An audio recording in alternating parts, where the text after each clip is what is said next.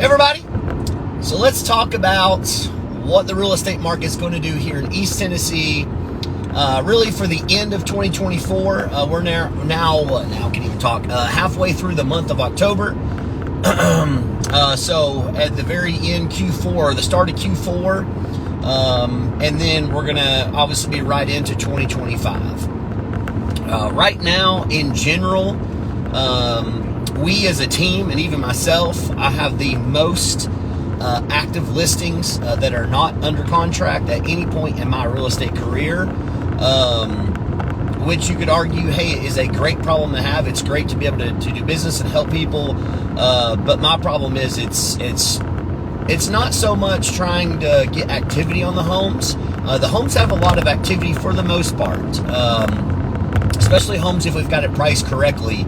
Man, I mean, we've got, 5, 10, 15, 20 showings, some more than that, but either lowball offers that just doesn't make any sense, or no offers. And so it's, I'm trying to, my sellers are, what's going on? Not for the most part, I'm always upfront with people, and hey, it's a slow market. Even if you have your house priced correctly, even if it's below, things still aren't moving. And working with buyers as well, it's a lot different walking into a home with a buyer today than it was in 2022 and 2021 especially. Whereas buyers then were looking for any reason to potentially buy a home, right? Man, if it checks some of the boxes, great, you got to go with it, right? Because there wasn't inventory. Now there's so much inventory out there, and inventory is only continuing to rise. I think probably by the end of November, we should be well over 6,000 homes active for sale. So with that, buyers have options, and buyers now are walking into houses, and I'm having the conversation with buyers, I'm having the conversation with my sellers. We're walking in, and if there's like one thing that is a negative of not what they're looking for, they're just saying no, and they're on to the next house, and as they should, right? Because they got beat up the last couple years. So, it's really all the money as far as real estate is if you have the buyers. You have the buyers, they have the power. Right now, sellers really overall do not have the power. But it's definitely a slow market. I don't want to say necessarily the slowest I've ever seen it, but it's pretty close. Really, the last 2 years just have been at a snail's pace. There's all kinds of data out there that even in 2008, 9, and 10, which was the housing market crash, there were still more mortgage applications done then. There were still more active buyers, 15, 20 years ago than what there are today. So we have record low buyers in the market looking for a home, and however, inventory is only essentially increasing pretty much every day. And I think it's going to stay like that. I know the Fed should meet, I think it's November 1st again. They're probably going to do a 1/4 point drop.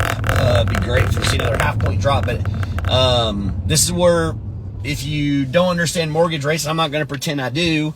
But right, the Fed dropped it by 1/2 point when rates were at like 6.2. Well, now rates are at 6.6. So the rate got dropped by 1/2 point, but yet interest rates for mortgages actually went up essentially by 1/2 point. Wild, crazy, just all things idiotic. But they said that was kind of already inflated. We're already kind of lower than what we should have been. So when they dropped it, it was just all kind of built in, right? I'm sure people made millions and billions of dollars off predicting what the Fed was going to do there with, like, I guess, bonds and index and all this weird stuff that I'm not going to pretend to understand. So I really do think the market's going to stay this way really until tax season. So late February, early March, you should start seeing a pickup. It's exactly what happened this year.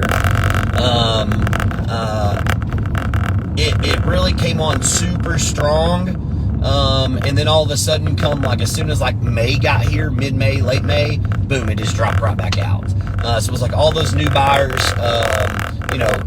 higher jobs, higher money, more taxes, approval when they couldn't get approved before, entered that market. So I think we're going to see that again. So I think that's when, and then hopefully by then, the Fed have lowered it another full point, right? Ideally, if we can get these rates down in the low 5s, meaning the prime, that puts FHA and VA at 4.5 to 4.75, somewhere around through there. Now we're cooking, because buyers can actually afford stuff. they're not just 10% of the payments going towards the principal. They'll have a lot more than that going towards the principal, which then again, you start building equity. Now, you're going to see a lot of people come out in news companies and articles, rates do go down to this, it's going to spike the market and prices are just going to shoot up and all this crazy stuff. I don't really think so. I think right now we're probably going to have the least amount of buyers come February, March entering the market than what we've had in years past, because I think most people for the most part have just gotten more in debt the last 2 years with inflation. So there is no down payment money. So they can't really afford anything.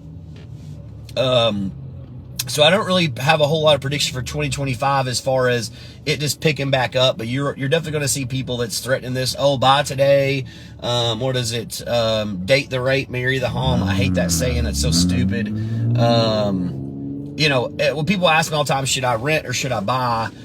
There's not an exact yes or no to either one of those. It's all situational based, right? If you're planning on being a home a long time, and it's a matter of this is your dream home, absolutely. Who cares? Who cares about the rate? Get it, because otherwise you're not going to get the home.